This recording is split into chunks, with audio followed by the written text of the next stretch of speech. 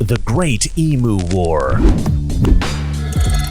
It's 1932. The Australian Army, fresh off fighting actual humans in World War I, decides to go full Rambo on a bunch of oversized flightless birds. Welcome to the Great Emu War, the most gloriously unhinged military disaster you've never heard of. Buckle up, because this one's crazier than Britney's knife dance. These weren't sparrows or seagulls. We're talking 6-foot-tall, feather-duster tanks that outran bullets and laughed at machine guns. Spoiler alert, the birds win and the army gets a one-way ticket to Humiliation Town. Western Australia, 1932, the Great Depression's kicking farmers in the teeth. Crops are barely growing. And then, boom, 20,000 emus roll into town like the villains in a really weird Mad Max movie. These birds aren't just here for a friendly peck. They're smashing entire wheat fields like it's an all-you-can-eat buffet. Farmers are broke, desperate, and watching their livelihoods get swallowed up by giant feathered locusts. Emus, by the way, aren't just big, they're fast. 40 miles an hour with legs that could punt a kangaroo into next week. The farmers called for help, and some bright spark in Canberra polished his monocle and said, "Right, mate. Send in the army." It was a quintessential Aussie solution: machine gun pest control. The military, smelling a PR win, thought, how hard could it be?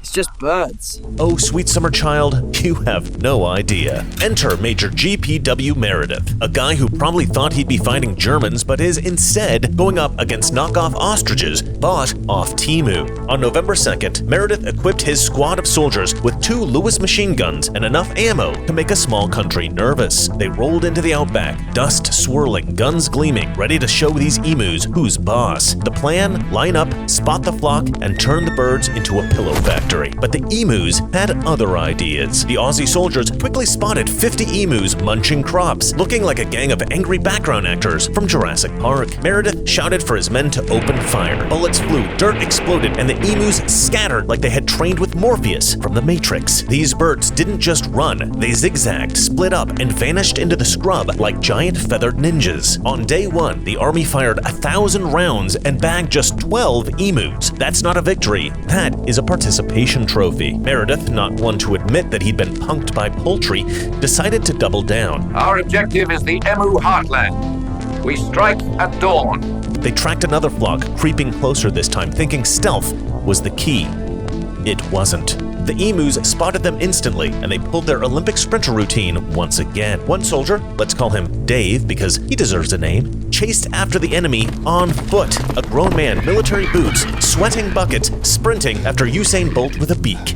Dave did not catch the emus. Eventually, the Aussie guns jammed, clogged with outback grit, because apparently nobody had thought to test them in, the outback. These emus were the proud queens of the Aussie desert. The farmers watching this clown show were not laughing. Meredith was furious. He mounted the guns onto the trucks. They chased the birds down Mad Max style. Big mistake, because this was not Mad Max. This was the Fast and the Furious Outback Edition. The emus outran the trucks. They weaved through the scrub and nearly flipped one military truck. Another got stuck. Well, this is a fine mess we're in. She's not budging, mate.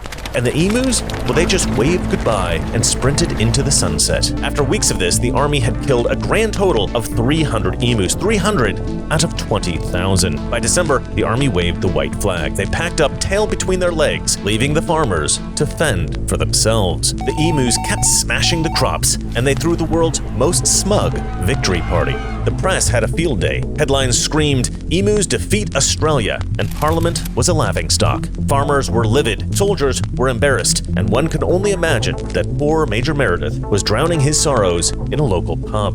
The moral of this story: never underestimate your opponent. The other moral of the story: always avoid a crazy bird with an attitude. It's like you don't even care about me at all. I said oat milk. I can't drink almond milk. I've told you this a million times. What are you, stupid? She's just not worth it.